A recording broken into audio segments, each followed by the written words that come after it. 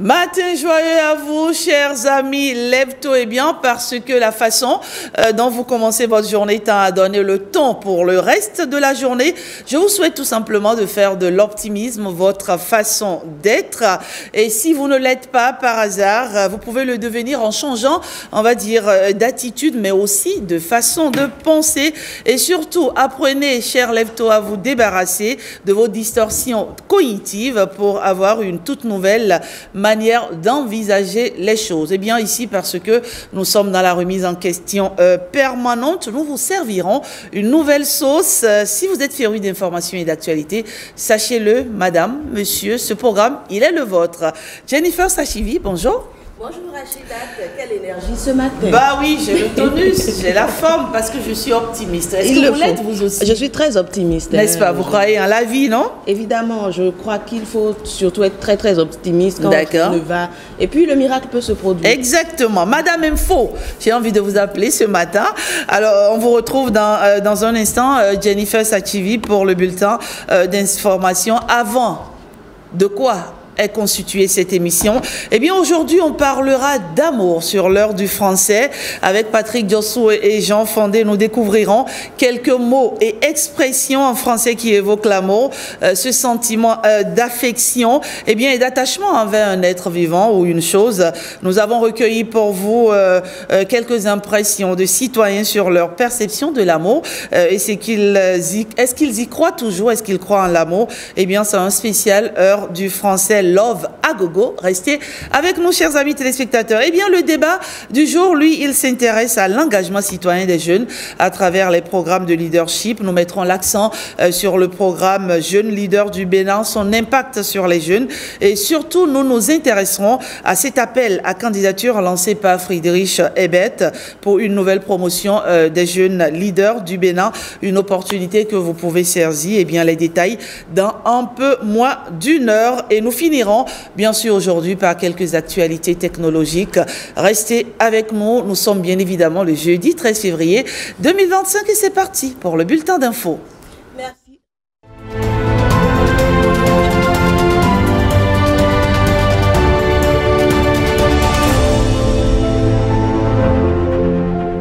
Mesdames, Messieurs, bonjour et bienvenue à ce bulletin d'information. La corruption continue-t-elle toujours de reculer au Bénin?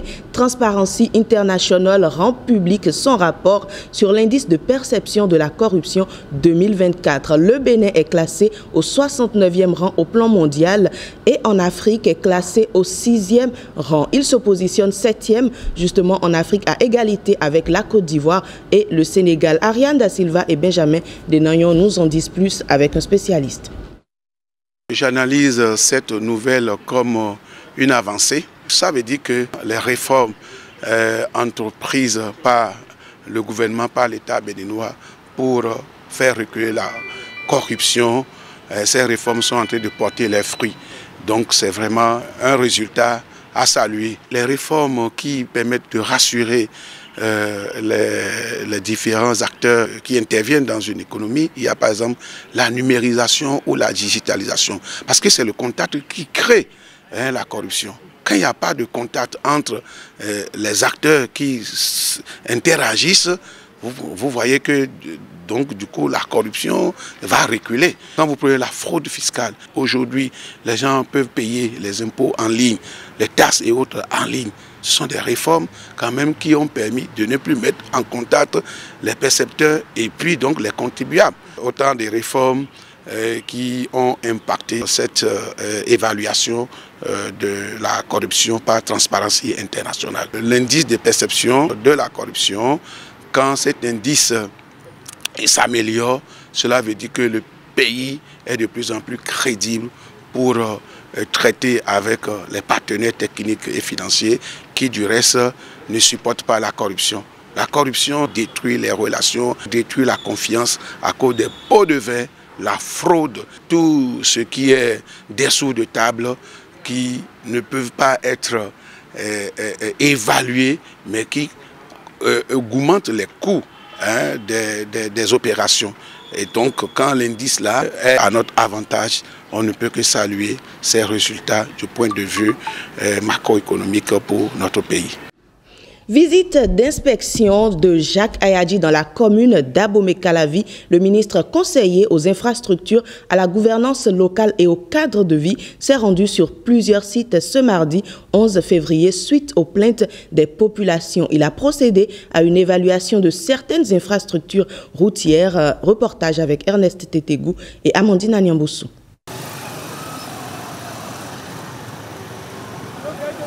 Infrastructures non achevées ou dégradées, ouvrages bouclés en attente de mise en service ou encore des problèmes d'assainissement. Ce sont là les motifs qui justifient la descente du ministre conseiller aux infrastructures, à la gouvernance locale et au cadre de vie à Révier et à Womé. Nous sommes en train de voir un joyau que le gouvernement nous a construit, mais depuis un moment, nous avons constaté que on n'a pas encore inauguré pour que la population puisse commencer par utiliser.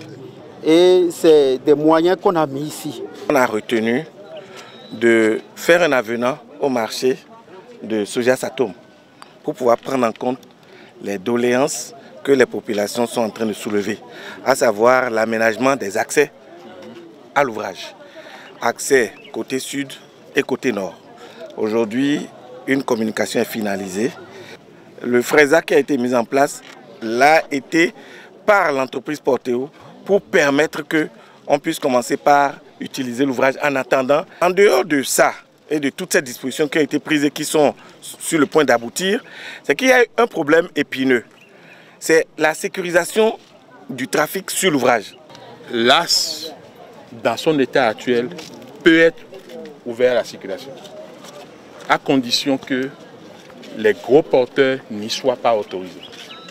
Donc je vais faire cette proposition au gouvernement pour que dans pas longtemps, nous puissions mettre en service l'ouvrage en attendant que l'entreprise Soja Satom, qui a même réalisé les travaux, puisse revenir ici pour faire les accès.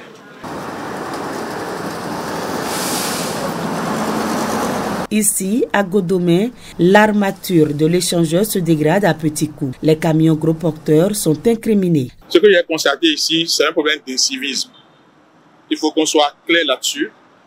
Parce que quand on a réalisé cet ouvrage, nous avons fait des portiques de limitation de hauteur, de part et d'autre. Mais on a constaté que les gros porteurs s'organisent pour démanteler ces portiques-là de nuit. Ils démantèlent, on reprend, ils démantèlent, on reprend. Nous ne savons pas encore jusqu'à quel point ils ont endommagé l'ouvrage. Il ne faut pas qu'on soit surpris un matin. Donc nous allons faire l'auscultation pour que nous puissions maîtriser la qualité de nos ouvrages pour prendre des mesures préventives.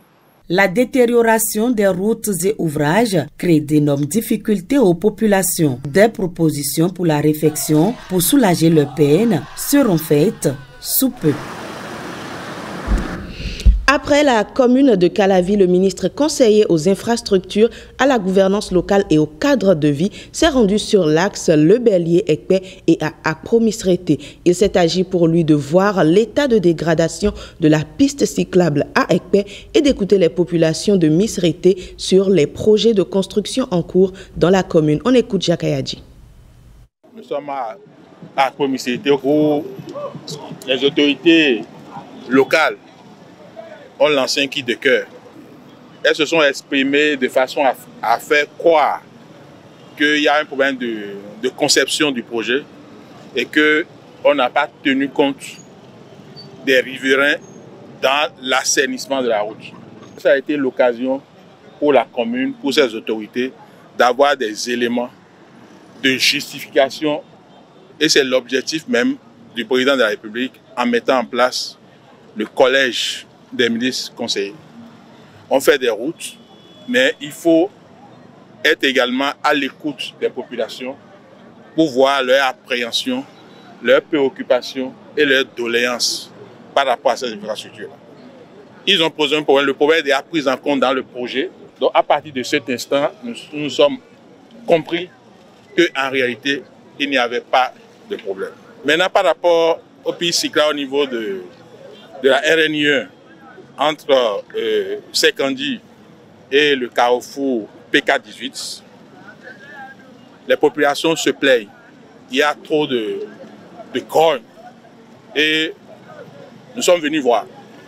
Et on a constaté effectivement que ces populations ont raison, que les pistes cyclables sont dans un état qui n'est pas appréciable. Je n'ai pas voulu faire la grande annonce au niveau de ce qui est prévu pour être réalisé, mais on ne va pas attendre ça.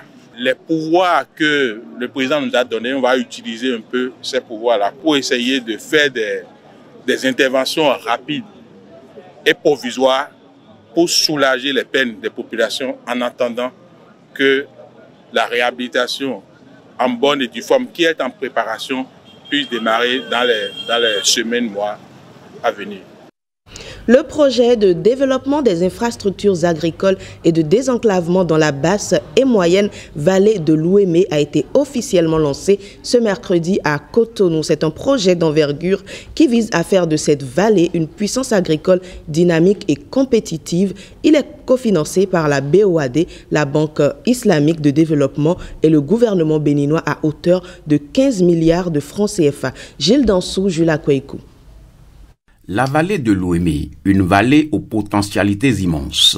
Elle fait partie des plus riches au monde. Un pôle de développement attrayant. Elle bénéficie du projet de développement des infrastructures agricoles et de désenclavement. 3 communes bénéficient de ce projet. La commune des Agégués, celle de Dambo et celle d'Adioum. Il s'agit d'un projet innovant et prometteur de richesse pour la basse et la moyenne vallée de l'Ouémé, visant à contribuer à l'amélioration de la sécurité alimentaire des populations cibles. Les partenaires techniques et financiers apportent un soutien de taille à la réalisation de ce projet. La BOAD a apporté, comme il était indiqué tout à l'heure, un montant de 28 milliards correspondant à 30% du coût total du projet. Et cet engagement porte à 278 milliards le cumul des interventions de la BOAD dans le secteur agricole au Bénin. La contribution de la Banque islamique de développement, qui, comme l'ont rappelé tout à l'heure le coordonnateur et Madame la représentante de la BOAD, s'élève à 100 millions d'euros, soit autour de 66 milliards de francs CFA. Le gouvernement vient ainsi de mettre en marche un véritable outil de développement. La vallée de l'Ouémé quitte Taneka Koko jusqu'à Dambo. Ce n'est pas un projet générique. Il est très spécifique. C'est un projet de gros investissements structurants. D'abord, pour maîtriser l'eau sur 2155 hectares, afin qu'on puisse produire en toute saison pour doper notre économie. Ce que ce projet va encore faire de façon sérieuse et sensible, c'est le désenclavement. Un projet de 95 milliards de francs CFA et le ministre en appelle à un contrôle citoyen régulier et objectif. Hier, 11 février, journée mondiale pour un Internet plus sûr ou encore Safer Internet Day. Cette journée vise à sensibiliser les jeunes à l'usage responsable du numérique. Des jeunes se prononcent à Porto Novo sur le sujet. Même espace physique, même Wi-Fi public, mais connectés sur différentes plateformes. Internet rassemble ces jeunes. Ils sont conscients de l'insécurité numérique à laquelle les expose un Wi-Fi libre d'accès, mais ils disent prendre des précautions. Je n'appuie pas sur n'importe quel lien. Si le lien n'a pas de cadenas, moi je n'appuie pas dessus. En fait, je regarde bien le lien, le contenu du lien, c'est tout ce que ça donne. Si c'est un bon lien, je clique dessus. Si ce n'est pas un bon lien, si c'est du fake, je sais en même temps. Et aussi, j'ai quelques applications, je mets le lien dedans. Si c'est venant d'un arnaqueur, je le sais en même temps. Je ne clique pas sur tous les liens, je ne vais pas sur tous les sites. Et ensuite, il y a des coquilles que je n'accepte pas. Parce qu'en réalité, il y a des techniques d'arnaque que souvent les gens mettent en œuvre pour facilement arnaquer. J'ignore certaines choses, mais si je ne connais pas quelqu'un et la personne m'envoie des invitations, j'ignore la personne, je n'ai rien à voir avec ces personnes-là. Des dispositions prises pour l'usage d'un Internet plus sûr, c'est un écosystème d'échange dans lequel on évite de s'attirer des déconvenus et surtout de faire du mal aux autres. On ne pourra pas parler de sûreté à 100% une fois que déjà nous nous retrouvons sur Internet. Mais en majorité, nous pouvons quand même réduire les risques. Et le premier facteur de réduction du truc, c'est d'abord l'individu. Il faut travailler sur l'individu, c'est-à-dire les campagnes de sensibilisation, les formations et consorts, pour amener l'individu à s'auto-protéger soi-même d'abord. À l'aide de l'intelligence artificielle, s'assurer une protection sur Internet devient crucial pour un maniement efficace et positif des technologies numériques. Pour une utilisation responsable, il faut d'abord chercher à se sécuriser. Les mots de passe sécurisants.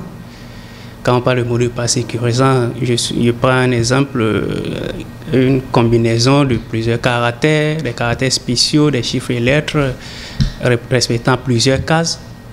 Ça, c'est un niveau de sécurisation. Il y a des authentifications à double facteur. Je prends par exemple Facebook ou WhatsApp pour vous authentifier avec des identifiants et trucs, et ça vous demande un second niveau d'authentification. L'usage d'un Internet plus sûr reste un acte individuel pour la sécurité et la citoyenneté numérique. Dans un contexte où la crise environnementale s'impose comme une urgence mondiale, les initiatives écologiques mises en place dans nos écoles revêtent une importance capitale. Cet élément nous plonge au cœur de ces projets entrepris par certaines écoles qui, bien plus que de simples gestes ponctuels, représentent une véritable révolution pédagogique. Gloria Oni.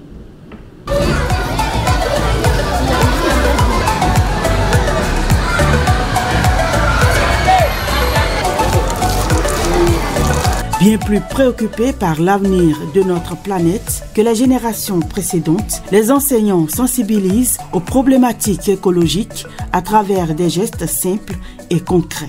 Chaque enseignant instruit ses élèves à faire le geste utile, c'est-à-dire ramasser les déchets après le balayage de la cour, de la classe et des alentours de l'école et les mettre dans les poubelles requises. Il y a plusieurs poubelles qui contiennent des déchets différents. On met chaque ordure dans sa poubelle. Dans la poubelle verte, on met des plantes et des papiers. Dans la poubelle bleue, des sachets. Et dans la poubelle rouge, les nourritures alimentaires qu'on a fini, de exemple orange et mangue, on met dedans. Et pour la poubelle jaune, on met des cartons dedans. Apprenants et enseignants s'engagent dans des actions de tri sélectif, de réduction de production de déchets ou parfois de la mise en place de potagers scolaires. Pour maintenir ma salle de classe propre, j'ai d'abord une poubelle dans la classe. Et tous les matins, le lundi c'est le premier groupe qui balaie la classe. Le mardi, c'est le deuxième groupe, ainsi de suite jusqu'au vendredi. Et chaque rangée, par exemple, dans la salle de classe, ils essaient de faire le balayage par jour. Quand tout le monde revient le lendemain, c'est sûr que l'école serait encore sale. Donc ils sont obligés de piquer chaque feuille ou papier qu'ils trouvent. Enseignants et parents sont rassurés de voir une génération consciente des enjeux liés à la planète. Le lundi, on monte les couleurs et puis le vendredi aussi, on descend les couleurs. Donc à ces occasions, nous profitons pour sensibiliser les apprenants par rapport à l'entretien de nos salles de classe, de nos écoles et même de nos maisons. Je maintiens mon environnement propre en balayant, en nettoyant la chambre et en évitant les sachets ou les autres déchets. J'ai lu un texte qui contenait sur les sachets plastiques. Un animal a mangé un sachet plastique et il est mort. C'est pour ça que on nous a interdit d'utiliser le sachet plastique. On ne met pas de déchets plastiques partout. Qu'on ne met pas des ordures partout aussi dans l'environnement. Ce n'est pas bon. On doit éviter de mettre des déchets aussi dans des caniveaux. Il y a des gens qui les brûlent et ça pollue l'environnement. Plus qu'un ensemble de pratiques éco-citoyennes, ces apprenants construisent leur cadre de vie et positionnent l'école en acteur de propreté et d'excellence, formant ainsi une génération prête à relever les défis écologiques de demain. Elle fait naître un marché saisonnier bénéfique pour divers acteurs en termes de volume de vente et de chiffre d'affaires réalisés. La fête de l'amour sous différentes formes est célébrée et est aujourd'hui un impact économique. Alexandra Djotan aborde le sujet dans ce reportage. Une prédominance de rouge sur les étalages. C'est la couleur de l'amour et bon nombre à l'image de Nouriat s'apprête à le célébrer. Elle a effectué le déplacement ce matin pour l'achat du cadeau à offrir à son bien-aimé. Les petites attentions font les grandes relations et tout. Donc, il faut offrir un cadeau et tout pour prouver à l'autre qu'il compte beaucoup. Des peluches, du chocolat, des coffrets de parfums et d'autres accessoires glamour sont entre autres articles qui, habituellement, garnissent les étalages à quelques jours du 14 février. C'est la demande des clients. Quand ils viennent vers nous, ils demandent « vous avez ci, vous avez ça ». Tout le monde n'a pas le même goût. Chacun sait ce qui convient à son conjoint. C'est un truc vraiment spécial. Les petits cadeaux, c'est essentiel, c'est... Comment dire, ça marque en fait. Je vais faire la fête avec elle, je vais l'emmener peut-être dans un restaurant ou quelque part quoi. Après le côté sexuel, il y a le côté financier, commercial. Les hommes, les garçons font des dépenses inutiles, alors que en réalité on pouvait prier pour que l'origine de la Saint-Valentin soit plutôt religieuse que festive ou... C'est évident, la fête de l'amour est diversement perçue aujourd'hui, les choses ayant assez bien évolué ces dernières années. En dehors des commerçants, les restaurants et hôtels se font aussi de l'argent à l'occasion de la Saint-Valentin, rivalisant d'ardeur et proposant des offres alléchantes. Dîner de gala qui aura lieu le 14 à partir de 19h jusqu'à 1h. On peut fêter la Saint-Valentin entre les frères aussi, puisqu'ils ont dit que la Saint-Valentin c'est une fête d'amour en fait.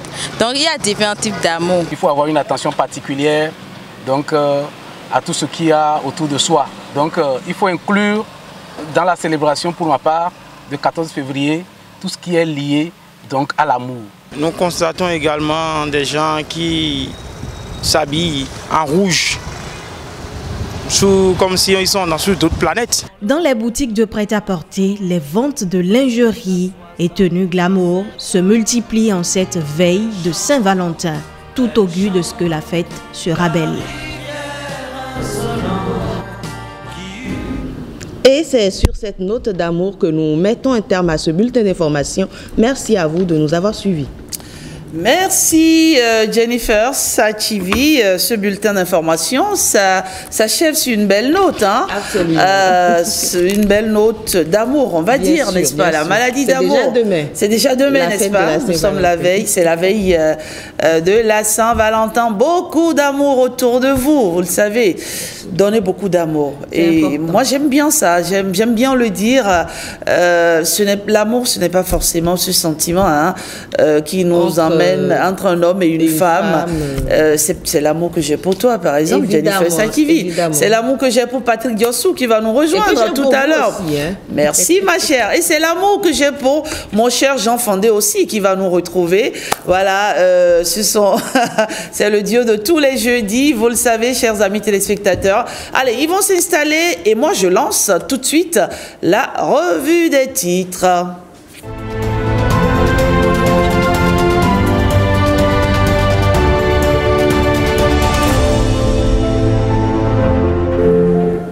Que disent les journaux ce matin, chers amis téléspectateurs? Eh bien, nous en avons quelques-uns avec nous ce matin. On va démarrer par la tribune de la capitale qui évoque cette question d'actualité.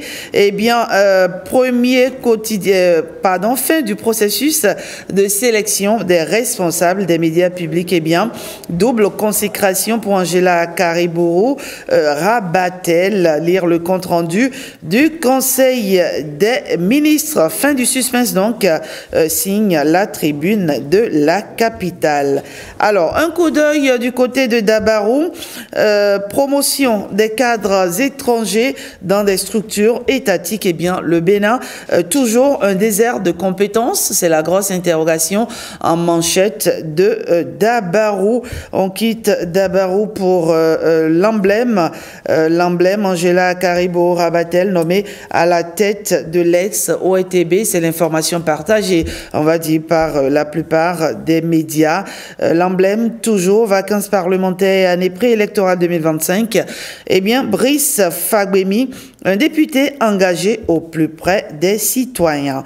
Voyons voir du côté de Dynamisme Info, appel à un autre mandat pour le chef de l'État. Eh bien, Patrice Talon, il est parti de la mouvance appelée à se démarquer de la pagaille. Dynamisme Info toujours, présentation de vœux à des figures politiques influentes. Eh bien, l'ancien président Boni Yahi n'a rien perdu de son humilité. On quitte Dynamisme Info pour Matin Libre à présent.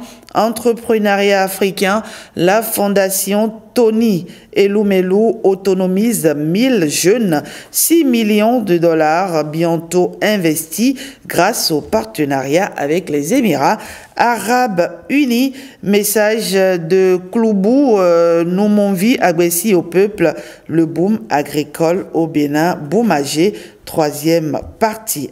Un coup d'œil à présent on jette un coup d'œil du côté de l'autre quotidien. Lutte contre la corruption et le Bénin gagne plusieurs points et améliore son rang. Nous apprend l'autre quotidien, un gain de 45 points sur 100, une performance inédite. L'autre quotidien toujours, diplomatie parlementaire, le président Louis Vlavonou rehausse l'image du Bénin au Maroc. L'économiste maintenant à autonomisation de 1000 jeunes entrepreneurs africains supplémentaires.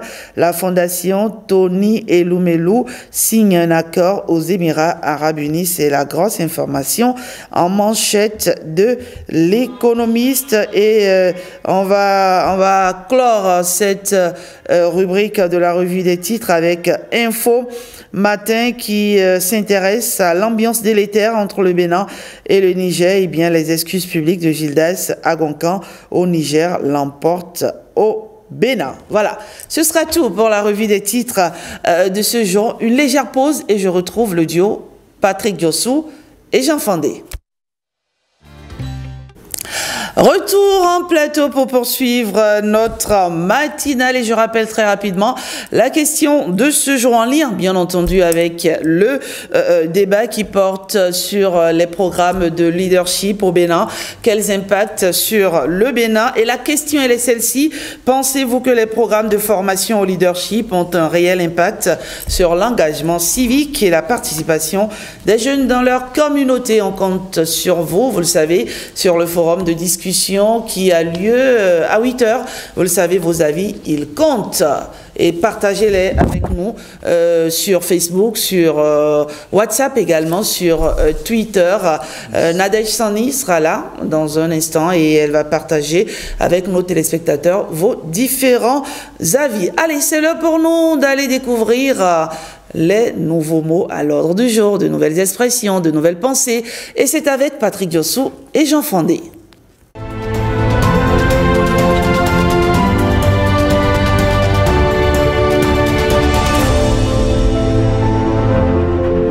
Je l'ai annoncé ce matin, on va parler d'amour, d'amour. L'amour, c'est comme ce tout petit. Bah vas-y. Non, je te laisse continuer. On va parler donc d'amour ce matin sur l'heure du français. Tu aimes bien. C'est une rubrique aux couleurs, on va dire, de la Saint-Valentin, n'est-ce pas? On annonce les couleurs. Oui. Jean Fandé, bonjour.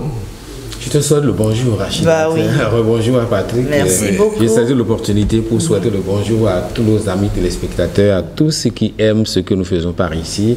C'est votre encouragement qui est notre dopage. Je voudrais me permettre également de souhaiter la bienvenue à toute la nouvelle équipe de la SRTB. Voilà. Et merci, bienvenue et bon succès à vous. Allez, l'amour est au rendez-vous ce matin et donc, quels sont les mots du jour, Patrick Yossou, Jean Fandé? Oui, amoureux et amant.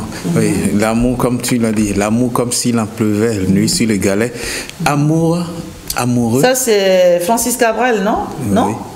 Non? Oui, l'amour comme s'il en pleuvait.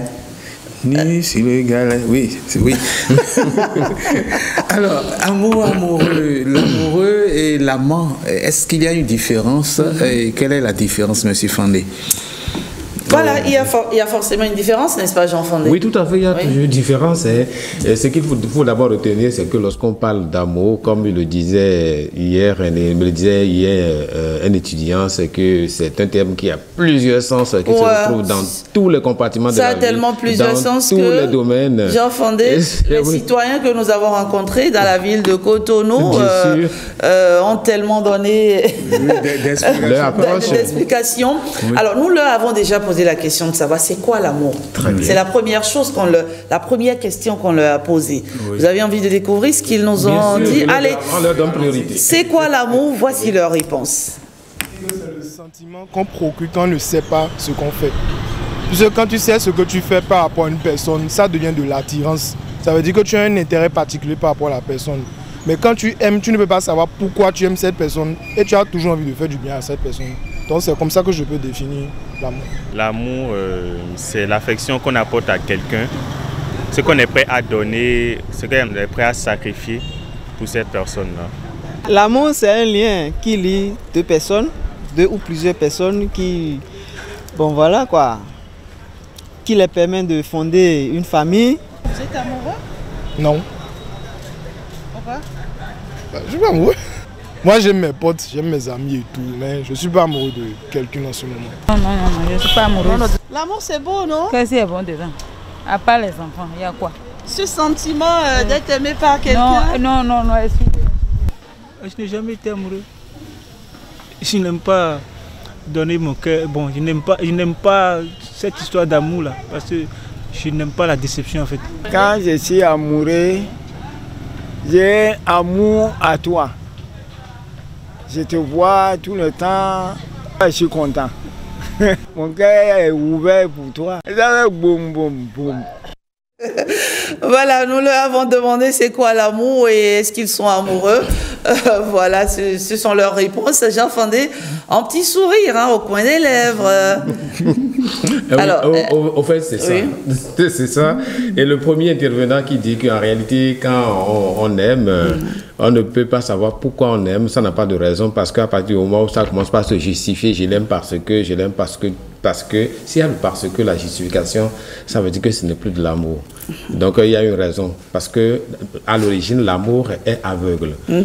En référence à la mythologie donc de dieu Cupidon, symbolisé par un enfant nu, un enfant bien joufflu, un enfant bien dodu, mais qui a la particularité d'avoir les yeux bandés, petit arc au dos avec des fléchettes, et ces fléchettes représentent donc le filtre de l'amour. Donc quand on tire sur vous, vous tombez aveuglement amoureux. Donc c'est en référence à la mythologie, c'est ça. Et du point de vue grammatical, l'amour fait partie des 3 mots de la langue française qui changent de genre quand ils sont au pluriel. D'accord. Ah, oui. Donc quand on dit les amours, un amour heureux, des amours heureuses. Donc comme orgue et puis délice. Donc c'est les deux. Donc on peut dire que d'une certaine manière, ils sont dans le vrai. Oui, ils sont dans le vrai. Nos amis téléspectateurs, les définitions sont assez correctes. Et le dernier intervenant qui paraît être le plus avancé en âge, tout ce qu'il a dit, ça paraît rigolo, mais c'est l'expression des incongruités de l'amour qu'on vit dans l'amour. Il dit quand il est amoureux, son cœur fait boum boum. Oui, en fait, en réalité, et c'est pourquoi quand on parle de coup de foudre, vous n'êtes plus vous-même. Vous avez chaud, vous avez froid, vous flageolez, vous bafouillez, vous cafouillez. Vous bredouillez. Allez, continue. Après, c'est quoi l'amour? On leur a posé une autre question. Quelle est la différence entre les mots amoureux et amant? Ils ont été aussi nombreux à répondre à la question. On les écoute avant le verdict final de Jean Fandé. D'accord. Ce que j'aurais aimé, c'est la manière dont je m'investis sur la personne, que la personne puisse aussi s'investir comme ça envers moi. Sinon, c'est pas... Mais je peux croire en l'amour du prochain. Mais dis, l'amour qu'on voit aujourd'hui, comment on appelle, entre jeunes là, je peux pas dire que je crois vraiment à ça. Parce qu'il y a beaucoup de tromperie, il y a beaucoup de manque de confiance, et il y a beaucoup de manque d'affection. Donc, je ne peux pas dire que je crois totalement à ça. Mais je peux croire en l'amour familial. Voilà, je pense qu'on s'est un tout petit peu trompé d'éléments. Il s'agissait de voir quelle est la différence entre les mots amoureux et amant. On y va déjà, oui. Patrick Yossou, Jean Fandé. Oui, lorsqu'on est amoureux, c'est qu'on éprouve de l'attachement envers une personne ou envers une chose. Mais quand on dit par exemple qu'on est amoureux de la lecture, ça veut dire que c'est ce que vous avez comme prédilection, comme activité qui vous attire, vous bouffe. Mais puisque nous sommes sur le plan sentimental, donc l'amoureux c'est quelqu'un qui éprouve une affection profonde et je dirais quasi permanente pour une autre personne. Lorsqu'on dit être amant, on peut... l'amant, en réalité, le premier sens, c'est celui qui est aimé et qui a la certitude d'être aimé. Donc, vous êtes des amants. D'accord. Avant que le glissement ne s'opère, pour qu'on dise aujourd'hui, l'amant, c'est la personne avec qui on va chercher un raccordement sentimental. Vous avez un engagement avec une autre personne, mais vous éprouvez... Vous avez l'impression que vous n'êtes pas entièrement satisfait et vous allez chercher des compléments de sentiments, comme j'ai l'habitude de dire, compléments circonstanciels de passion, de sentiments. Donc vous trouvez que vous n'atteignez le nirvana, le niveau supérieur dont vous rêvez qu'avec une autre personne. Mais généralement, chez nous, dans nos tropiques, on n'accepte pas ça, donc c'est caché. Mais sous d'autres cieux, en Occident, parfois c'est officiel, on peut même l'annoncer à son conjoint ou à sa conjointe. On peut annoncer à son conjoint que, quoi, j'ai un amant? Oui, j'ai un amant. Bah, ça, c'est dans des unions libres, non? Oui, voilà, c'est des unions libres, mais parfois même des unions qu'on accepte comme ça. D'accord, donc c'est une question de civilisation. On va à la régie une fois encore pour écouter nos téléspectateurs. Quelle différence y a-t-il entre les mots amoureux et amant? Voici leur réponse. Les deux s'aiment d'une manière ou d'une autre. Je sais pas, peut-être l'amant, c'est celui avec qui on trompe, et l'amoureux, c'est celui qu'on aime. Il y a une différence entre être amoureux et aimer. Tu peux aimer, donner juste tes particularités à la personne, montrer que tu aimes la personne. Mais être quelqu'un qui est amoureux, c'est quelqu'un qui, à chaque 5 minutes, il veut toujours savoir, ouais, sa concubine, comment je vais l'aider, est-ce que ça va aujourd'hui? C'est pas le cas de l'amant. C'est peut-être quelqu'un qui va vers une personne qui est déjà en couple, mais pour faire une sorte de doublage, une sorte de jeu de doublage, pour voir capter la relation bien, avoir une concubine de côté quand le partenaire n'est pas là. Tout d'abord, moi je pense que amant c'est au-delà d'une relation. Tu es déjà en couple avec quelqu'un et tu fais une autre relation ailleurs. C'est ton amant, j'ai un amant là, j'ai un amant. C'est pour ça que le thème amant, les gens n'aiment pas. Voilà, c'est qu'on trompe. Amoureux, bon, moi je pense que c'est quelqu'un qui aime. Hein, c'est une personne qui est follement amoureuse d'une personne sans forcément avoir un intérêt derrière. Sans forcément, peu importe les défauts de cette personne, peu importe sa colorie. Bon, amoureux, on peut parler de... Quand on parle de deux amoureux, c'est deux personnes qui s'aiment. D'accord? Mais bon, les amants aussi, on peut dire que c'est deux personnes qui s'aiment, mais bon, la différence... Il y a un peu de différence parce que là, quand on parle d'amant, c'est comme si c'est une seconde personne qu'on a aimé, mais de façon pas claire. Amoureux, amant, c'est avec celui que tu es ensemble, non? Voilà. En fait, le vieux, il est tout peinard. En tout cas, j'aime bien sa façon de voir les choses. Alors, Jean Fandé, Patrick Yossou, oui. L'amoureux, l'amant, c'est quelqu'un avec qui tu es en chambre, non? C'est ça ou c'est pas ça? Non, je me permets de dire que ce n'est pas ça. D'accord. Donc, comme l'ont si bien dit certains citoyens, d'abord, permettez-moi de faire juste une petite observation situation, Cotonou devient une très belle ville. Ouais. C'est beau à voir. Au-delà de les endroits où vous êtes allés questionner les gens, vraiment c'est bien. C'est beau. D'accord. Et donc, en quelques mots rapidement pour passer à autre chose. Oui, pour faire le point. Amant, oui, les deux s'aiment de toute façon. Oui, oui, quelqu'un qui aime, c'est un amoureux. Oui. Et lorsque vous êtes aimé et vous êtes aimé en retour, donc quand deux personnes s'aiment réciproquement, donc ce sont des amants, c'est le premier sens. D'accord. Oui, et sur le plan matrimonial, on parle d'amant lorsque on a une autre relation qu'on développe en dehors du lien officiel. Ok. Quand on trompe, quoi. Bon, je n'aime quand on pas, est infidèle, quoi. Non, j'aime pas ce mot. Oui, mais c'est vrai. Oh, faisons pas de détour. En fait, bon, c'est vrai, ce sont les mots qu'il faut dire officiellement, puisque vous avez pris un engagement, et donc il faut respecter. Quand vous ne respectez pas votre engagement originel, donc ça veut dire que vous trompez. D'accord. Allez, Patrick Diossou, quelque chose d'autre à ajouter? Oui, cela signifie qu'en principe, lorsqu'on parle d'amoureux, celui qui est amoureux ou celle qui est amoureuse aime et n'est pas toujours aimé en retour. Ce n'est pas automatique. Mais l'amant, les deux s'aiment, c'est réciproque. Et ce qui est encore plus développé actuellement, l'amant ou l'amante. L'amante, c'est la maîtresse ou le deuxième bureau, ou tout ce que vous voulez comme expression. C'est que l'amant ou l'amante intervient dans une relation extra-conjugale. Ce qui signifie qu'une jeune fille ne peut pas avoir d'amant.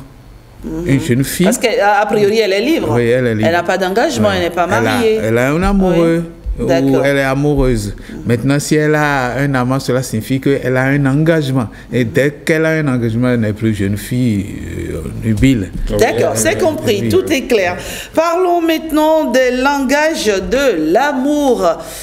Selon, bien entendu, le célèbre Gary Chapman, cet auteur célèbre, n'est-ce pas, qui manifestement, quand on le lit, connaît tout. Il connaît toutes les facettes de l'amour, franchement. Tout à fait. Tout à fait. Vous savez, même quand on parle d'amour, c'est une affaire de civilisation, une affaire de conviction. C'est une affaire même d'époque. Mais lui, et par rapport à sa conviction de religieux, il estime que quand on observe les hommes, on constate que il y a des frictions parce que nous n'arrivons pas à identifier le langage d'amour de l'autre, c'est-à-dire ce que l'autre préfère qu'on lui fasse pour se sentir véritablement aimé. Alors, et il en identifie 5. Le premier, ce sont les paroles valorisantes. Et donc, ça veut dire qu'il faut dire des propos pour montrer que l'autre a de la valeur pour vous féliciter, donner des compliments. Le deuxième langage, ce sont les petits cadeaux.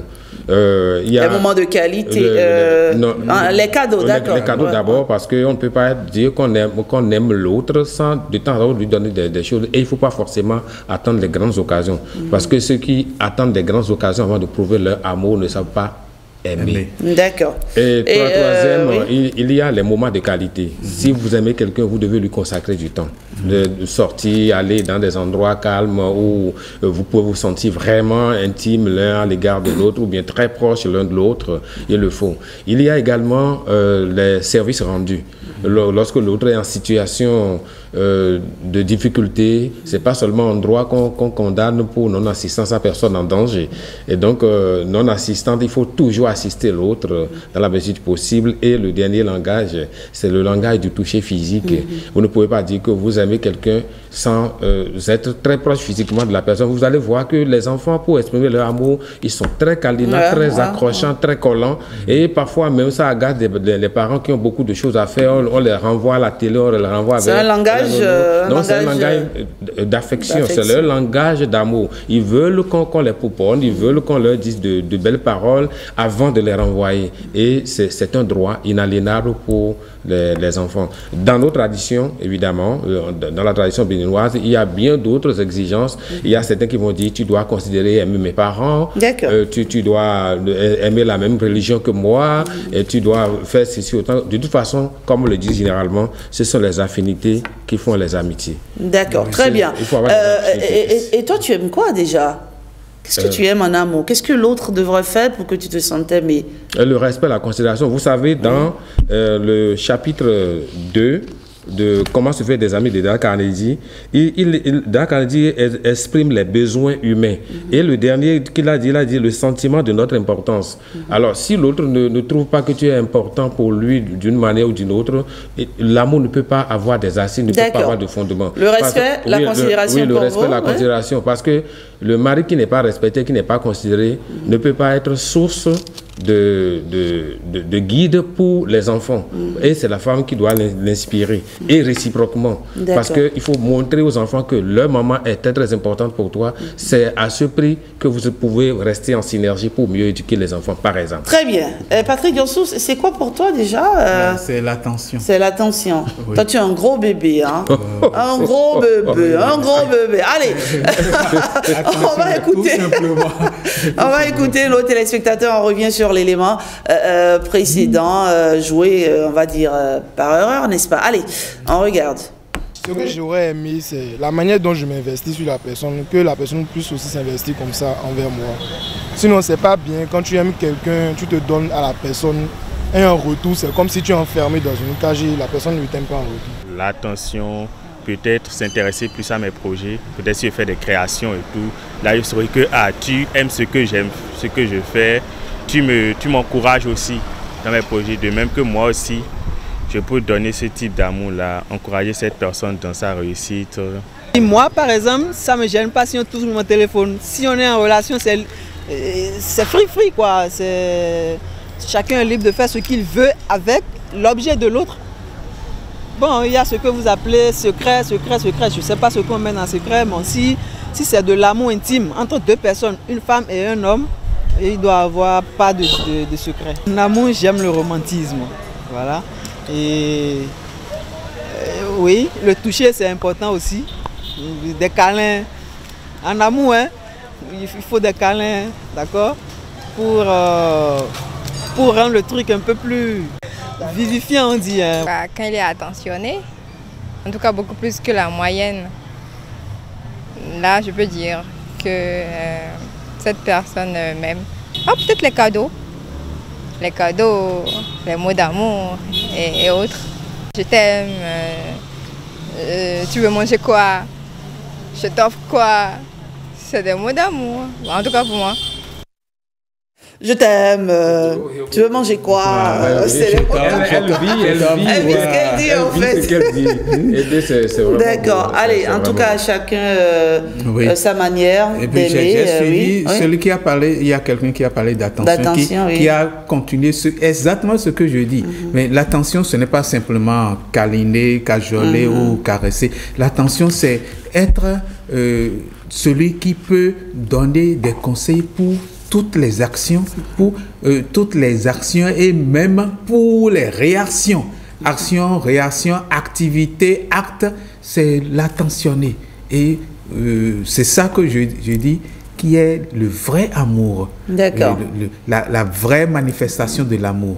Quand on est attentionné, vous vous sentez aimé. Oui. Et l'attention, c'est quand elle choisit votre chemise. Oui. L'attention, c'est quand elle vous coiffe. Oui. L'attention, c'est quand elle fait... Quand elle me donne des conseils pour toutes les actions et quand elle me donne des conseils pour mes réactions, pour dire c'est mauvais cette réaction, elle ne passe pas... C'est une forme de soutien parce qu'elle veut voir son homme au mieux de sa forme, n'est-ce pas? Oui. Allez. Ce n'est pas qu'elle passe... Enfin, ce n'est pas qu'elle admire tout ce qui est fait. Non. Quand c'est mal fait, elle le dit. Et elle le dit avec des mots qui puissent bien entrer dans le crâne, qui puissent choquer. Parce que Patrick a un peu têtu. Bon, allez là. Non, je suis pas têtu, je suis entêté. On va y aller. Bon, tu es entêté. De mieux en mieux. Allez, quelle est la différence? Non, pas quelle est la différence. Nous allons découvrir la pensée du jour. Oui. Elle dit ceci: aimer, ce n'est pas se regarder l'un l'autre, c'est regarder ensemble dans la même direction. On a aussi tendu le micro à, je pense, 2 citoyens qui ont tenté d'expliquer un peu leur compréhension de cette pensée du jour avec la complicité de la réalisation. On découvre. Mais je peux croire en l'amour du prochain. Mais dis, l'amour qu'on voit aujourd'hui, comment on appelle, entre jeunes là, je ne peux pas dire que je crois vraiment à ça. Parce qu'il y a beaucoup de tromperies Mais ce n'est pas se regarder l'un l'autre, c'est ensemble dans la même direction. C'est peut-être dire que genre, quand on aime quelqu'un, c'est-à-dire quand on prétend s'aimer réellement, c'est-à-dire de réaliser, d'avoir un objectif du moins ensemble, de viser faire quelque chose de concret ensemble, d'avoir un avenir ensemble et de le réaliser ensemble. Pour moi, c'est peut-être un peu ce que ça veut dire. Bon, ça veut dire qu'on se complète avec son conjoint. Elle soutient ta décision, tu soutiens sa décision, vous vous comprenez. Si on va dans la même direction, c'est mieux pour vous deux, quoi. Voilà, mais ce n'est pas se regarder l'un l'autre, c'est regarder ensemble dans la même direction. Est-ce qu'elle est correcte, cette explication? Jean Fandé? Oui, je ne veux pas être têtu, je suis entêté positivement à remercier l'équipe de tournage et de réalisation aussi, parce que c'est vraiment beau. Je suis fier. Alors, lorsqu'on dit, quand on aime, on s'aime, on aime s'apprécier. De toute façon, on s'apprécie physiquement, moralement. Et ça veut dire que c'est une espèce de regard échangé en permanence. On se regarde, on s'apprécie. Mais voilà que Antoine de Saint-Exupéry nous rappelle que aimer, ce n'est pas se regarder l'un l'autre, c'est regarder ensemble dans la même direction. C'est pour dire simplement que il n'y a pas d'amour sans un minimum de raison. D'accord. De raison, de raisonnement, de veille et d'éveil de la conscience pour se définir ensemble des objectifs, parce que s'aimer, c'est vouloir mettre en commun les énergies pour avoir ce que nous appelons le bonheur. D'accord. Et on ne peut pas avoir le bonheur dans la différence, dans l'indifférence. Il faut nécessairement partager les mêmes objectifs et se donner les moyens d'atteindre ces objectifs-là. Donc, celui qu'on aime, on doit partager les mêmes visions avec la personne. Déjà que, comme je le disais tantôt, ce sont les affinités qui font les amitiés et qui font les vrais amours. Il faut avoir d'affinités. Et c'est pourquoi l'amour aveugle véritablement n'existe pas, ne doit plus exister, comme on le dit. Oui, parce que par exemple, je veux faire 2 enfants, j'aimerais faire 3, mais pourquoi, quel métier tu vas? Est-ce qu'avec plus de 2 enfants, est-ce qu'on peut sortir tranquille dans un véhicule à 5 places, etc., etc. Il y a beaucoup de choses qu'on partage ensemble. Je veux être dans tel métier, dans telle carrière, etc. De toute façon, on partage les visions. Il y a une fête, comment on organise ça ensemble. Il y a tel événement malheureux ou fâcheux, ou heureux dans notre famille ou bien dans la famille des amis. Comment est-ce qu'on va s'organiser? De toute façon, l'amour a besoin de synergie, l'amour a besoin d'harmonie, l'amour a besoin d'entente, l'amour a besoin même de collusion et non de collision. Donc voilà ce qu'il faut rappeler. Il y a un téléspectateur qui disait tout à l'heure, qui parlait d'absence de secret, qui souhaite l'absence de secret quand on est en situation d'amour. Oui, c'est possible. Ça me donne l'idée, on reviendra sur les 5 niveaux de communication pour voir si vraiment dans une relation, on peut vraiment aller jusqu'au niveau 1. Très bien. Oui. Quand je t'aime, j'ai l'impression d'être un roi, un chevalier d'autrefois, laissez l'homme sur la terre. Allez, question d'être. Allez, continuez à chanter. Il y a de l'amour dans l'air sur ce plateau. D'autrefois, laissez l'homme sur la terre. Quand je t'aime, j'ai l'impression d'être un roi, au delta, prisonnier volontaire. C'est quelle réalisation ça? Quand je t'aime, tous mes gestes meurent amers, à la rêve ou à tes bras, à l'amour avec toi. Voilà. Quand je t'aime, c'est une chanson que nous vous offrons ce matin à tous les amoureux du Bénin, à tous les amoureux d'ici d'ailleurs. Voilà, on a besoin d'amour pour vivre. On a besoin d'amour pour continuer à se battre au quotidien. On a besoin d'amour pour relever les différents défis, les différents challenges auxquels nous sommes confrontés. Et on va terminer, on va clore la rubrique Heure du français Jean Fandé avec cette question. Croyez-vous toujours en l'amour? Ils ont été aussi nombreux à répondre à la question. On sent qu'il y a quand même beaucoup de gourmets. Les gens ont beaucoup de gourmets. Regardez. Je peux croire en l'amour du prochain. Mais dis, l'amour qu'on voit aujourd'hui, comment on appelle, entre jeunes là, je ne peux pas dire que je crois vraiment à ça. Parce qu'il y a beaucoup de tromperie, il y a beaucoup de manque de confiance, et il y a beaucoup de manque d'affection. Donc je ne peux pas dire que je crois totalement à ça. Mais je peux croire en l'amour familial, l'amour du prochain et tout. Et ça, je pense que ça c'est mieux déjà. Si tu aimes ton prochain, tu vas savoir aussi comment tu vas aimer l'autre qui vit avec toi. C'est plus intéressé. Il n'y a plus le sentiment de oui, je l'aime parce que je ne sais pas pourquoi. Parce que quand on dit on aime quelqu'un, on dit je l'aime parce que bon, je ne sais pas pourquoi je l'aime. Mais aujourd'hui, bon, tu aimes cette personne parce que peut-être il est musclé, il est beau, bien elle est belle, ou peut-être il y a toujours un intérêt. Ce n'est pas l'amour. Je ne connais pas rien comme sentiment amoureux. Parce que dans ma vie, la femme m'a trahi. Si moi, je n'aime pas même pas amoureux la femme. Je te jure dans ma vie. Et je ne croyais pas jamais. Voilà, on sent qu'il est, franchement, lui m'a particulièrement touché hein. Lors du tournage, on sent qu'il a eu beaucoup de déceptions. Et donc lui, il ne croit plus en l'amour. Il y en a qui n'y croient plus, il y en a qui y croient. Mais moi, je pense qu'il y a toujours des raisons de croire en l'amour. Il y a toujours des raisons. Et j'espère que lui, personnellement, il trouvera une femme qui saura apaiser son cœur. Je le lui souhaite et je le lui ai dit d'ailleurs. Allez, Jean Fandé, je te sens pensif. Oui, au fait, je suis aussi marqué par le dernier. Et ce que j'ai à dire simplement, il faut y croire. Parce qu'en réalité, c'est ce à quoi vous croyez qui vous vient, qui vous arrive, que vous rencontrez. C'est la loi aujourd'hui. Il ne faut plus dire, il y a trop de déceptions.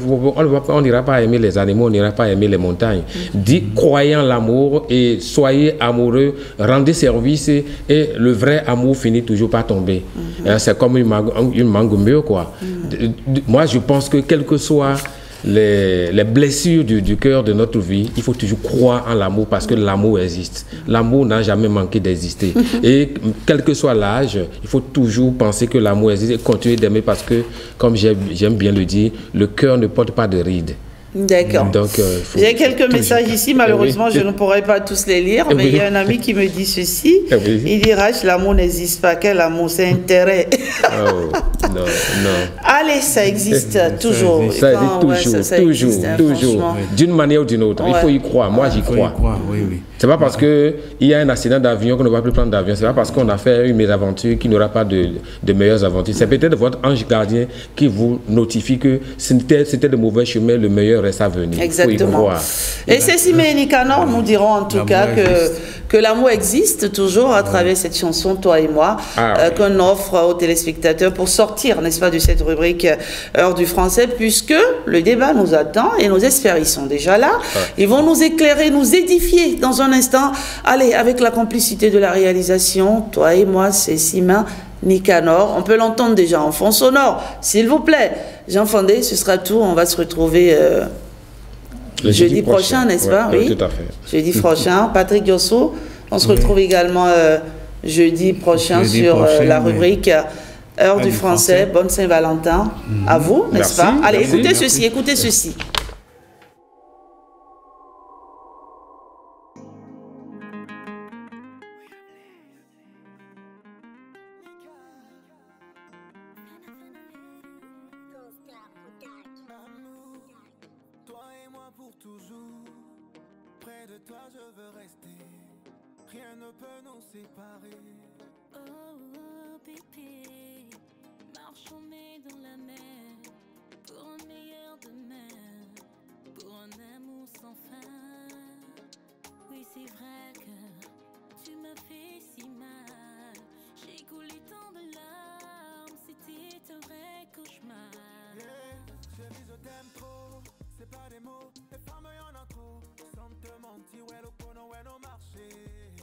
Ce sera tout pour la rubrique Heure du français du jour. On prend une légère pause et on installe nos débatteurs.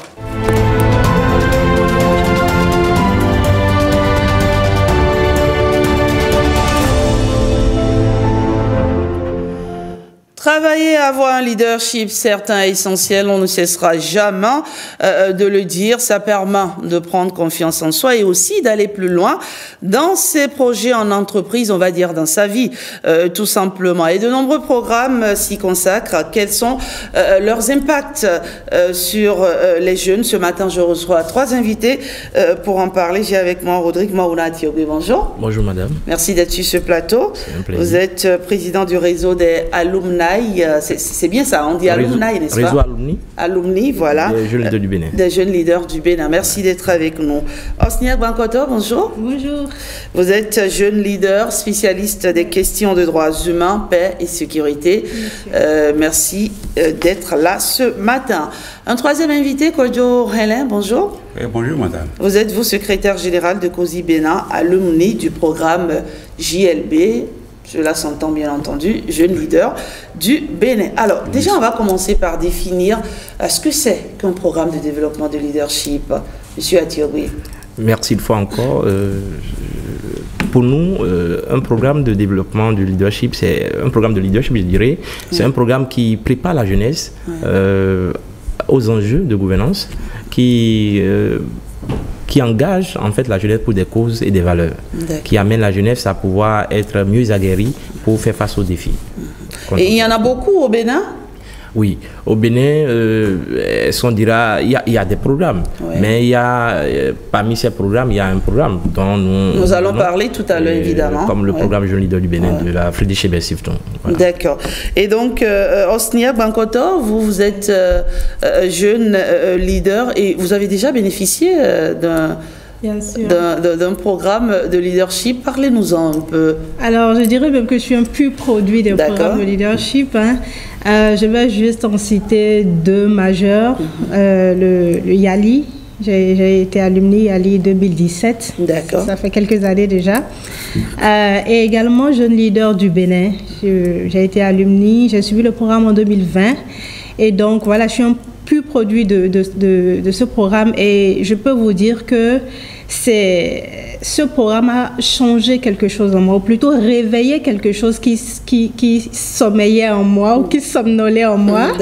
Et ça m'a révélé à moi-même. Donc voilà, sans ce programme, je ne pense pas que j'allais pouvoir faire tout ce que j'ai déjà réalisé. Accompli. Oui, et voilà, et que j'ai aujourd'hui une certaine ouverture d'esprit, un certain leadership tout simplement. On va y revenir, c'est sûr, on va y revenir.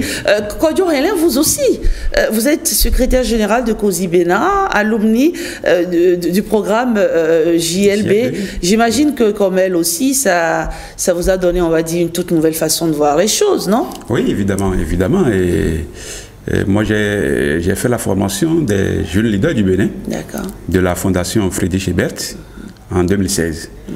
Et je dois avouer que ça m'a permis d'avoir un peu plus confiance en moi-même. Parce que bon, on était un peu dans le militantisme, on faisait des choses dont on n'avait pas forcément conscience. Mais à travers ce programme, on a pu quand même avoir la confirmation qu'on était sur le bon chemin et qu'il fallait donc se donner davantage pour l'atteinte des objectifs. D'accord. Donc forcément, ce programme a changé beaucoup de choses, non seulement en moi, mais en tous ceux qui ont pris par là. On va revenir sur les impacts réels de ces programmes. On l'a dit tout à l'heure, il y en a beaucoup. Et parmi ces programmes, il y a le programme Jeune Leader du Bénin. Pourquoi est-ce que c'est si important, M. Atiobé, de prendre part à un programme de leadership? Oui, il est important de prendre part à un programme de leadership parce que tout leadership se construit. Vous ne pouvez pas vous lever. Aujourd'hui, je peux dire que le niveau du continent africain aujourd'hui est dû, on peut le dire, à un manque de leadership. Pas parce que nos aînés n'ont pas voulu, mais c'est parce qu'ils n'étaient pas préparés. Un programme de leadership est d'autant plus important aujourd'hui dans notre pays pour la jeunesse parce que je ne vous apprends rien. La jeunesse dans notre pays constitue la majorité. On ne saurait écrire l'avenir de notre pays sans cette jeunesse. Et donc, inciter les jeunes à aller vers un programme de leadership, c'est préparer en fait la nouvelle classe d'élite capables réellement de faire face aux différents défis de gouvernance et des défis contemporains. Voilà ce que je peux dire. Très bien. Alors donc, on comprend bien que au niveau du programme Jeunes Leaders du Bénin, chaque année, c'est chaque année, n'est-ce pas? Chaque année. Il y a des jeunes qui prennent part et qui finissent transformés. Alors, vous avez parlé de leadership. Il est important de révéler son leadership. Qu'est-ce que nous mettons dans le leadership? Le leadership, en fait, c'est cette capacité qu'on amène à, qu'on arrive à inculquer en un citoyen pour lui permettre réellement de pouvoir, par exemple, bien gérer, de pouvoir, par exemple, bien conduire des projets, de pouvoir, par exemple, s'engager. Je suppose, par exemple, que je suis nommé directeur général, par exemple, de la SRTB. Il me faut un leadership. Ben, bravo leadership déjà. Qui doit pouvoir m'amener, par exemple, à savoir qui je mets à tel ou tel autre poste. D'accord. Je dois être au-delà du manager. Parce que le manager, lui, s'intéresse seulement aux résultats. Alors que vous voyez, par exemple, si je suis imbibé de leadership, je sais m'intéresser aux résultats, mais au même moment, je sais m'intéresser à la vie. Je sais repositionner les gens pour pouvoir avoir le résultat. Je sais, par exemple, à un moment de crise, parce qu'en tant que responsable de société, il peut y avoir des crises. Mais ces programmes de leadership m'apprennent, par exemple, comment je dois gérer les crises, comment je dois pouvoir, quel type de communication dois-je avoir pendant des moments de crise. Et vous voyez, tout ceci se construit. C'est pourquoi d'ailleurs il faut aller vers les programmes de leadership et dont la référence est notre programme, le programme de leader du Bénin. Ça veut dire qu'on vous apprend à être un boss. On nous apprend réellement à être des citoyens mieux aguerris pour la gestion. Pour la gestion, parce que on ne peut aspirer. On dit qu'il n'y a de richesse que d'hommes. Mais moi, je dirais, et nous disons au réseau alumni des jeunes leaders du Bénin qu'il n'y a de richesse que d'hommes bien formés, formés au leadership, formés à la gestion de la chose publique. Très bien. Alors, Osnia Gbankoto, vous avez déjà commencé à nous dire que vous avez été bénéficiaire, on va dire, de plus d'un programme en tout cas, et vous êtes sorti transformé. Alors, vous êtes devenu une toute nouvelle personne. Parlez-nous-en un peu. Alors déjà pour moi, le tout premier programme a été un programme révélateur. J'étais une simple étudiante en droit, mais je ne savais pas que je pouvais faire autre chose qu'étudier le droit. Donc c'est en étant bénéficiaire de ce tout premier programme que j'ai su en fait qu'au-delà des cours que je prenais, je pouvais mettre en place un système qui me permettrait d'être plus utile pour ma communauté. Et déjà, un programme de leadership, ça vous permet de vous connaître. Quelles sont mes forces, quelles sont mes faiblesses, qui je suis en vrai, quelles sont mes potentialités au-delà du cursus scolaire qu'on nous a dit de faire. Et donc, pour moi, le tout premier programme a été un programme révélateur. Je me suis dit, voilà mon profil, je suis une personne plutôt comme ça, donc mon leadership doit s'exprimer plutôt comme ça. Et ça m'a aidé à créer une vision au-delà d'être étudiante en droit. Qu'est-ce que tu veux faire de ta vie? Qu'est-ce que tu veux apporter à ta communauté? Et là, il y a comme un changement de mentalité, le mindset qui commence, le bon mindset qui commence à s'installer. Et on comprend qu'en fait, on est sur terre pas pour avoir un job, gagner de l'argent et voilà et mourir en paix. Non, on est là pour quand même apporter quelque chose à la communauté. Pour impacter sa communauté. Bien sûr, donc se connaître, savoir. Et qu'est-ce que vous avez fait concrètement? Alors moi, c'est droits humains, femmes. Et j'ai d'abord commencé tout petit. Je me suis dit, mais pourquoi est-ce que les gens ne connaissent pas le droit? Ou pourquoi est-ce que les gens, surtout les femmes, acceptaient de se voir brimer, les droits sont brimés, mais ces femmes acceptaient de rester dans de telles situations. Donc j'ai tout de suite commencé à sensibiliser. Ça, c'était ma toute première action. Sensibiliser dans les collèges, dire aux gens, il y a des droits, vous avez des droits. Et les élèves commençaient à comprendre en fait que j'ai le droit tout simplement d'aller à l'école. Et après, je suis passée au niveau des violences basées sur le genre. Oui. Et voilà, j'ai milité dans les associations, les organisations. Avec ces organisations, j'ai coordonné plusieurs projets contre les violences basées sur le genre, contre les infox sur Internet. Et petit à petit, les questions de femmes, paix, sécurité, jeunes, paix, sécurité. Très bien. Et vous, Kodjo Hana? Vous êtes plutôt, on va dire, militant, n'est-ce pas? Vous l'étiez avant de bénéficier de ces programmes ou c'est après que vous avez découvert qu'il y a ce potentiel? Merci. Je pense que le programme Jeunes Leaders du Bénin, de la Fondation Friedrich Ebert, a cette particularité de ne recruter que des gens qui ont déjà commencé par s'essayer. D'accord. Des jeunes militants syndicaux, politiques et sociétés civiles qui se sont déjà engagés. Donc, c'est ceux-là qui bénéficient. D'accord. Donc, bon, on va dire des professionnels déjà, non? Non, pas des personnes déjà engagées. Des personnes déjà engagées que la formation, le programme, essaie d'affiner. On les renforce dans ce qu'ils ont déjà commencé par faire, afin qu'ils soient parmi les meilleurs de leur génération. Et je peux dire, en dehors de ce que mes deux autres camarades du réseau alumni de la Fondation Friedrich Ebert ont déjà dit, il y a aussi que c'est un programme qui permet un réseautage, qui met en lien des jeunes politiques avec les jeunes de la société civile, les jeunes du milieu syndical, où, bon, ça nous permet d'avoir un réseau où j'ai besoin d'une organisation de la société civile, une ONG. Je n'ai pas à réfléchir. Il me suffit juste de dire, bon, écoute. Le relationnel est déjà là. Donc, est déjà là. Bon, écoute, je veux un spécialiste de telle situation. Et rapidement, je retrouve ça dans mon réseau. Et donc, je pense que c'est un avantage énorme qu'on n'aurait pas pu avoir sans avoir participé à ce programme. Et je crois que, comme le dit mon président, il n'y a de richesse que d'hommes. Avoir un carnet d'adresses bien fourni, de jeunes dynamiques militants, politiques, sociétés civiles ou syndicaux, c'est très riche, c'est très fort. Très bien.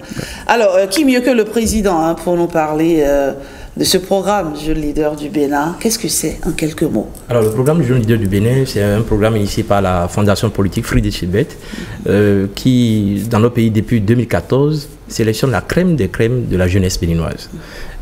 En fait, ils sont partis du constat selon lequel nous manquons de leadership et les meilleurs, si nous aspirons à un meilleur avenir pour notre pays, il faut former la jeunesse qui est l'avenir en fait au leadership. Et donc ce programme, on le lance souvent en février. Et en mars, les sessions démarrent. C'est un programme qui amène ces jeunes, ces meilleurs jeunes sélectionnés. Pendant 6 mois, ils seront formés sur la radioscopie de l'histoire politique de notre pays. Parce que vous ne pouvez pas aspirer, gérer un pays sans connaître l'histoire. Vous n'en connaissez pas l'histoire. Donc, ces jeunes sont également formés sur la radioscopie de l'économie béninoise, les questions de géostratégie, géopolitique, le Bénin dans le Conseil des Nations. Ils sont également amenés à faire un voyage au cœur des institutions. Parce que vous n'allez pas vous lever un jour en tant que jeune, même si vous êtes militant dans un parti politique. On va vous balancer comme ministre si vous ne connaissez pas comment fonctionnent les institutions de la République. Et au-delà de cela, lors de ce programme, ces jeunes bénéficient des moments de coaching personnalisés, donnés par exemple, Dr Ologou, SPD, que vous connaissez très bien, où ils sont formés, par exemple, sur le leader et la communication efficace, le leader, la gestion du temps, le leader, la prise de parole efficace, un certain nombre de thématiques ou de modules, je dirais, qui les amènent en fait à être des leaders pleins. Et donc, ce programme, au-delà de... Ce qui est merveilleux dans ce programme, c'est qu'à la fin de ce programme, les jeunes leaders formés ont très tôt compris, les aînés, et dont je salue par exemple le SG COSI. Nous avons plein d'aînés, nous avons par exemple le DAC du ministère des Sports, nous avons Madame Cléopâtre, nous avons l'assistante de la ministre du Travail, nous avons plein d'alumni qui très tôt ont compris, comme l'a dit Steve Jobs, que les plus grandes réalisations de ce monde ne sont pas les fruits d'une seule personne, mais d'un groupe de personnes. Et très tôt, nous avons décidé de mettre en place le réseau. Donc, quand les gens finissent, les bénéficiaires finissent le programme, ils intègrent notre réseau. Et notre réseau, aujourd'hui, sur le terrain, on aura l'occasion de revenir là-dessus, fait d'énormes choses pour réellement influencer les politiques publiques, pour réellement être un catalyseur de changement positif et surtout pour être le réseau à fort impact communautaire dans notre pays, le Bénin. Alors, quand on vous écoute, on se rend compte que finalement, ce sont des programmes qui permettent, n'est-ce pas, de préparer la relève. Justement. J'ai le sentiment, ma foi, que c'est ça, non? En fait, il n'y a pas de génération spontanée. Il n'y a pas de génération spontanée. Et c'est le moment pour nous, au nom du réseau alumni des Jeunes Leaders du Bénin, de remercier cette fondation politique Friedrich Ebert, mais également de lancer un appel. Nous, on le fait déjà, on fait du giving back. Mais de lancer un appel pour que réellement, les institutions, en fait, s'il arrivait un jour que la Friedrich Ebert supprimait ce programme, que nous soyons en mesure de pouvoir continuer, perpétuer ce programme. Parce que il n'y a pas de génération spontanée et on dit même la meilleure improvisation, c'est celle qui est préparée. Il faut amener les jeunes réellement à être préparés à la gestion de la chose publique parce que ce programme prépare la jeunesse à faire face aux enjeux de gouvernance du Bénin d'aujourd'hui et du Bénin de demain. Voilà. D'accord. Et est-ce qu'on sent l'engouement autour de ces projets-là? Est-ce qu'il y a une sorte d'engouement? Ah oui. Ah ouais? Je peux vous dire, depuis qu'on a lancé par exemple cette campagne, hier le réseau alumni des jeunes du Bénin a organisé un webinaire. Vous imaginez, nous avons plus de 100 jeunes qui sont inscrits, de Karimama, de Malanville, de Gogounou, de Pobey et tout, pour dire, ok, comment je fais pour venir à ce programme? Parce qu'ils ont compris. Au-delà de tout, comme l'a dit Madiba, seul on va plus vite, mais ensemble on va plus loin. Ils ont compris qu'ils vont certes bénéficier de ce programme, ils seront transformés, mais ils appartiendront à un réseau qui est aujourd'hui un réseau fort. Vous n'avez pas ce secteur au Bénin où vous n'avez pas un GLB. Vous n'avez pas ce secteur au Bénin où vous n'avez pas la tête des GLB. Et nous voulons en fait que les Béninois puissent se dire que s'il y a un meilleur programme au Bénin, c'est le réseau alumni, c'est le programme Jeunes Leaders du Bénin, et qu'il y a derrière le réseau alumni des Jeunes Leaders du Bénin qui veut se positionner comme un réseau qui influence les politiques publiques dans nos pays, un réseau qui agit réellement pour le bien-être économique et social de la population. Voilà. Très bien. Et vous, Osnier Bankoto, comment avez-vous eu cette information? Via les réseaux sociaux. Comment est-ce que, voilà, d'accord. Oui, via les réseaux sociaux. Et j'ai tout de suite compris que ça allait, que c'est un bon programme. Et donc, je me suis renseignée auprès des alumni, de ceux qui avaient bénéficié du programme avant, et m'ont certifié que c'était un super bon programme. Et voilà, j'ai postulé, j'ai été prise, et j'ai vécu une belle aventure en 2020. Et vous? Pareil, c'était sur les réseaux sociaux? Non, j'ai été informé au niveau de ma confédération syndicale dans laquelle je militais. Donc c'est au cours d'une rencontre que le secrétaire général de l'époque. Alors, monsieur Atiobri, comment on y prend part déjà? Là, tout de suite, qui c'est qui est intéressé? En fait, quels sont les critères, on va dire, pour prendre part au programme Jeunes Leaders du Bénin? Très bien. Est-ce que moi, par exemple, je peux y prendre part? Bon, je suis déjà vieille pour ça. Vous pouvez, par exemple, nous allons vous offrir, en tant que réseau alumni des Jeunes Leaders du Bénin, nos séances de giving back, où nous allons pouvoir vous former particulièrement si vous en avez besoin. Mais nous savons déjà que vous avez déjà le leadership. Ça, on a chaque fois derrière nos écrans, on observe votre leadership déjà. Et c'est une fierté pour nous. Vous êtes un modèle pour la gente féminine de notre pays. Alors, lorsqu'il revient à la question, qui peut postuler à ce programme? C'est tout jeune béninois qui vient du secteur politique, du secteur de la vie sociale, du secteur syndical, des entrepreneurs, le secteur privé, mais qui a entre 18 et 35 ans. D'accord. Et lorsque vous avez entre 18 et 35 ans et vous aspirez gérer le Bénin de demain, vous aspirez à appartenir à un réseau qui, indubitablement, aura son mot à dire dans l'avenir de notre pays, le Bénin, vous êtes appelé à postuler et vous venez vous allez sur Facebook par exemple, vous allez voir, vous tapez réseau alumni des Jeunes Leaders du Bénin, vous avez toutes les informations, ou vous pouvez aller sur la page de la Friedrich Ebert Stiftung où vous avez aussi toutes les informations concernant l'inscription, les modalités. L'appel à candidature est lancé. Ça a démarré quand? L'appel à candidature est lancé depuis le 3 février. Ça prend fin le 24. 24, d'accord. Actuellement, le réseau a lancé une campagne digitale où nous montrons la panoplie des compétences que nous avons, que ce soit dans le domaine politique. Nous avons par exemple le SG COSI qui vous l'a dit qu'à travers le programme l'a transformé. Moi, je suis cadre au ministère du numérique et je sais combien de fois le programme m'a transformé, m'a affûté, m'a rendu mieux aguerri pour faire face à mes responsabilités. Nous avons Madame Osnia qui est aujourd'hui un modèle et tant de modèles dans nos groupes et que nous mettons en valeur aujourd'hui pour amener les jeunes réellement à comprendre que nous sommes le meilleur réseau, tout simplement au Bénin. Et la formation, ça se passe ici, hein? Oui, la formation du 6 mois, mais dans plusieurs villes en fait. Dans plusieurs villes, ça dépend du chronogramme de la Fondation Friedrich Ebert et des experts qui sont invités. Des fois, ils font des sessions à Cotonou, à Porto-Novo, à Grand Popo, à Dassa, ça dépend. Ça dépend. D'accord. Pendant 6 mois, ils seront formés. Voilà, l'appel à candidature est lancé. C'est vraiment des programmes très intéressants. Moi, j'ai bénéficié d'un programme, c'est pas Jeunes Leaders du Bénin, c'était, ça s'appelle IVLP, je pense. Hein, c'était avec l'ambassade des États-Unis. Ce fut une expérience formidable. J'en suis sortie, on va dire, très transformée. On a une autre vision de la vie. On a juste envie de se battre et de se révéler davantage. En tout cas, nous vous convions, nous vous invitons, chers jeunes entre 18 18h35. Ceux qui ont plus de 35 ans contre moi, là, vous n'êtes pas concernés. Alors, j'espère que nous avons pas mal de réactions sur nos plateformes Facebook, Twitter, également WhatsApp. La question du jour, elle est celle-ci. Pensez-vous que les programmes de formation des leaderships ont un réel impact sur l'engagement civique et la participation des jeunes dans leur communauté? Manifestement, oui. N'est-ce pas, Osnia? Quand on voit Osnia, elle dégage un leadership certain, elle s'exprime tellement bien, il y a de la cohérence, il y a de l'éloquence, elle en jette en fait. Donc du coup, qu'est-ce que vous direz aux jeunes qui nous regardent, Osnia? Alors je dirais aux jeunes de ne pas hésiter, et permettez-moi de faire un focus sur la jeune femme aujourd'hui qui a envie de se révéler et qui, bien sûr, a la chance de bénéficier de tout un système qui l'encourage à se révéler. Alors je dirais aux jeunes de ne pas hésiter de postuler. Lors de notre séance hier, on avait des gens très dubitatifs. Moi, je suis à Carré-Maman. Est-ce que il n'y a pas à hésiter? Il n'y a pas à hésiter. Il faut vraiment postuler, tenter sa chance, essayer vraiment de faire une candidature forte. Nous écrire via nos canaux digitaux sur Facebook, écrire un petit commentaire quelque part si vous avez des problèmes pour pouvoir bien remplir le formulaire. On va vous répondre. Le réseau est là pour aider ceux qui ont envie vraiment de faire des candidatures fortes. Et puis on dira tout simplement bonne chance à tout le monde. Alors si je prends l'exemple de celui qui vous a écrit de Carré-Maman, qu'est-ce qu'il fait? Il est obligé de se déplacer, de venir ici, parce que 6 mois quand même c'est énorme. Hein.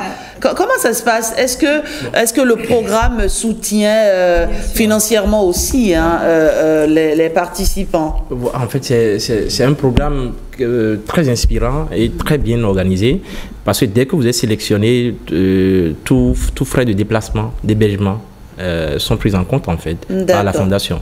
Et donc lors des sessions, on va vous permettre d'avoir des frais de déplacement, des frais d'hébergement.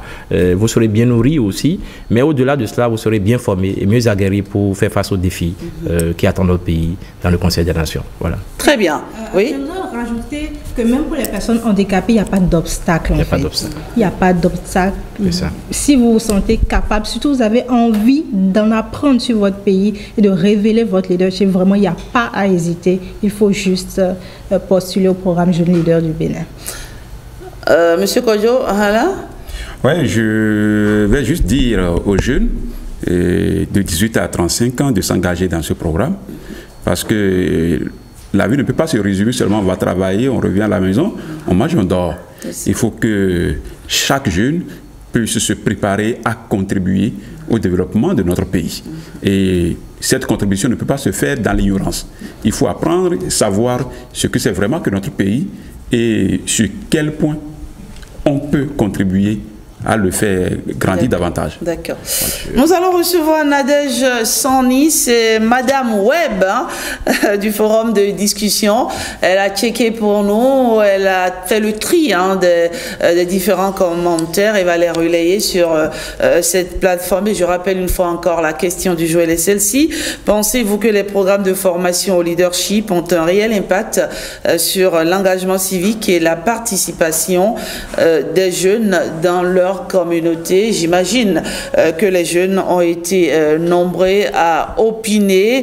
Leurs avis comptent. Nadège Sani, avec vous, on va relayer tout cela. Mais avant qu'elle ne nous rejoigne, Président Atiogbe, vous avez dit que votre réseau Alumni fait beaucoup de choses. De façon concrète, qu'est-ce que ce réseau fait? Alors, ce réseau se positionne aujourd'hui comme une plateforme d'éducation de la jeunesse aux valeurs civiques, aux valeurs morales, aux valeurs éthiques, mais surtout aux valeurs patriotiques. Parce que vous savez, un engagement qui n'a pas sa source dans le patriotisme n'a pas de sens. L'amour pour notre patrie, au-delà de tout.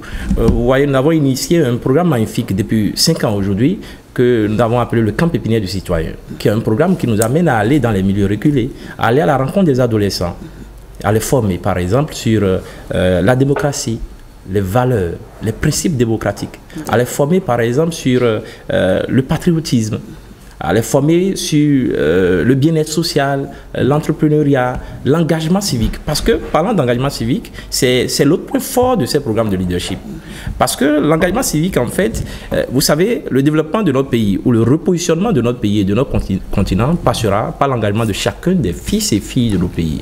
Et lorsque nous savons que notre pays est constitué en majorité de jeunes, il est important de travailler à engager cette jeunesse pour des causes et des valeurs. Parce qu'il n'y aura jamais de grandes nations béninoises tant qu'il n'y a pas des hommes et des femmes engagés pour des causes et des valeurs. Voilà. Donc vous sillonnez tous les coins et recoins, on va dire, du Bénin. Vous allez un peu partout pour... La dernière fois, nous sommes allés, par exemple, au Nord Bénin, face à ces situations où l'extrémisme violent était en train d'augmenter dans notre pays. Nous avons décidé de sensibiliser les jeunes, par exemple, sur leur rôle dans la lutte contre l'extrémisme violent, leur rôle dans la préservation de la paix et de la coproduction, surtout de la sécurité. Nous sommes également engagés pour éduquer la jeunesse à pouvoir s'intéresser aux questions d'environnement. Et avec la Direction générale des eaux et des forêts, nous avons participé par exemple à la journée de l'arbre parce que nous pensons que nous devons tous préserver la nature. De façon globale, notre réseau se positionne comme un catalyseur de changement positif, mais surtout un réseau qui pense influencer la politique publique, influencer le capital humain, parce que l'avenir de notre pays passera tôt ou tard par des hommes. Il faut les préparer. Très bien, il faut les préparer. C'est bien dit en tout cas. Nadège Sani, bonjour. Comment ça va? Je me porte très bien. J'espère que vous vous portez aussi très bien. Oui, ça va. L'avenir de notre pays passe par les jeunes et il faut les préparer. Dixit, Rodrigue Mauna à Tiobé. Alors, qu'ont-ils dit les jeunes sur nos différentes plateformes? Qu'ont-ils pensé de la thématique du jour? Bonjour à tous. Plusieurs internautes pensent qu'effectivement, les formations peuvent réellement renforcer l'engagement civique et la participation des jeunes. Bokoro Lankaliste nous a laissé ce commentaire. Je ne pense pas que les formations en leadership soient une panacée pour renforcer l'engagement civique et la participation juvénile au développement. Que pouvons-nous espérer quand certains qui administrent la formation ne sont pas de bonnes références?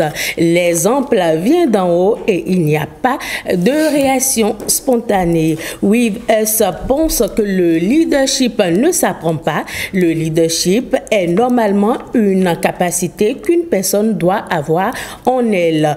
Audrey Aflemou estime que le leadership développe effectivement des compétences en communication, prise de décision et travail d'équipe, rendant les jeunes plus confiants dans leur capacité à s'engager. Elle offre des opportunités de rencontrer des pairs et des mentors, facilitant donc l'engagement dans des initiatives collectives.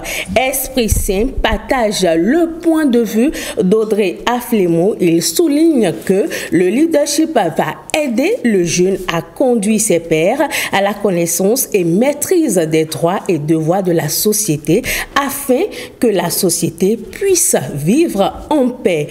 Américaniste à Cotonou pense que les formations en leadership permettent aux jeunes d'acquérir des expériences au préalable avant d'intégrer une carrière, ce qui est bénéfique non seulement pour le jeune, mais aussi pour la nation tout entière en matière de services de qualité. Sharaf Sessi partage plutôt son expérience. Il nous dit: j'ai suivi une formation organisée par les collaborateurs du médiateur de la République sur la cohésion sociale, la paix et le vivre ensemble. J'avoue que cette formation m'a permis d'acquérir des compétences sur comment agir en tant que jeune pour se faire entendre par les autorités locales ou départementales.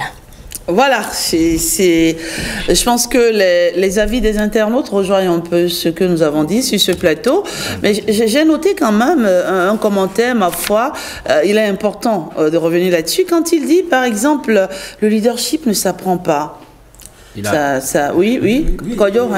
Il a raison. Oui. Le leadership ne s'apprend pas, mais il se développe. Il se construit. Il se construit. Ouais. Il faut prendre conscience qu'on a quelque chose qui sommeille en nous. D'accord. Et le construire davantage et le développer. Donc, dans ces formations, ce n'est pas pour aller apprendre à être leader. Non.